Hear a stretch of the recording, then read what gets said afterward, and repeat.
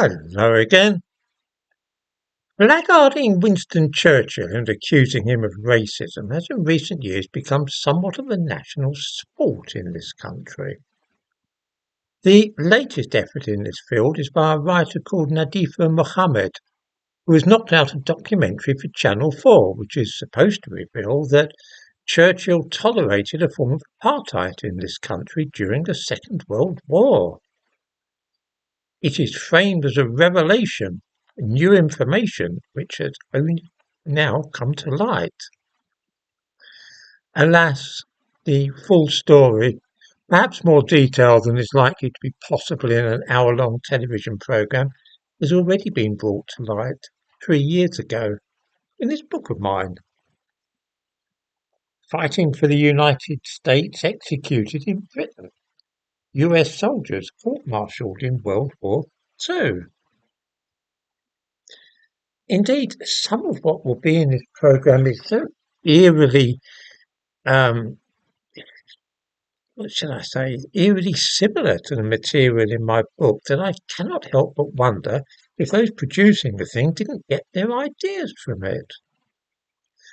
The television programme is about the fact that without the assistance of the United States, Britain alone could not possibly have defeated Nazi Germany.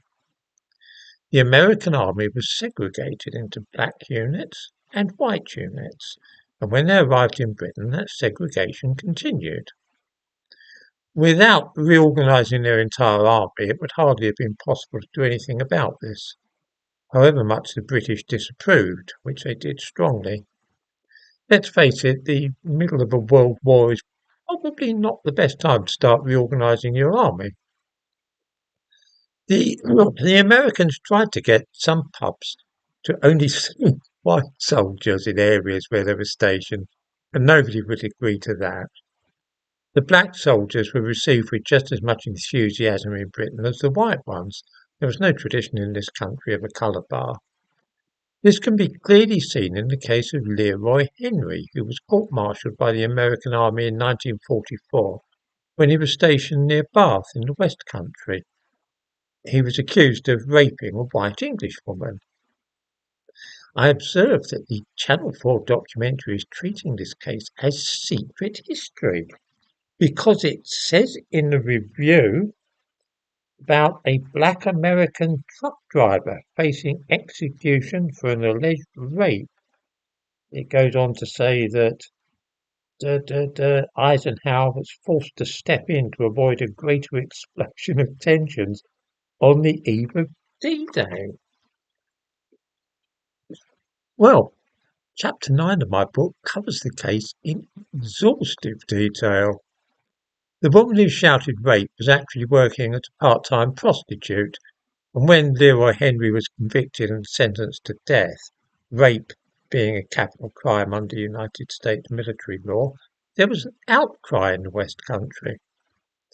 The idea that a housewife in Bath had been supplementing the housekeeping money by having sex with American soldiers for £1 a time was perfectly plausible. This is the story that Leroy Henry told. There was evidence to back it up. In short, quite a few readers of papers in the country at that time, such as the Bath Chronicle and Weekly Gazette, felt that the young soldier had received a raw deal, and a campaign was started to secure a reprieve for him. Foremost in the efforts to save Leroy Henry's life was a local baker called Jack Allen. Appalled at what seemed to him an obvious miscarriage of justice, he began a petition calling for Henry to be reprieved.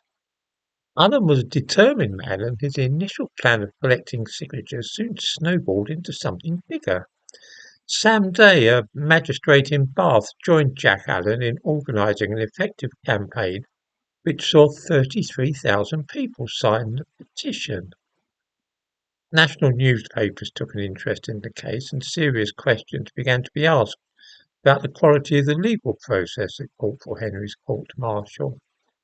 The D-Day landings were due to begin on the 6th of June that year, and if ever there was a time that unity was required between Britain and America, it was in the days leading up to the invasion. The Allied Supreme Commander was Dwight Eisenhower, later of course to become President of the United States. and he was appalled at what was happening at such a crucial juncture in the war. He quashed the verdict of the court and returned Leroy Henry to his unit. I spent quite a bit of time travelling around the West Country when writing this book, because the executions I wrote about were all carried out in Shepton Mallet Prison in Somerset. The idea that there was anything secret about any of this is an interesting one, because since the publication of this book it has all been common knowledge, even if it wasn't before, at least in those circles with an interest in the matter. In the description to the video I give links both to the Channel 4 programme and, needless to say, the Amazon listing for my book on the subject.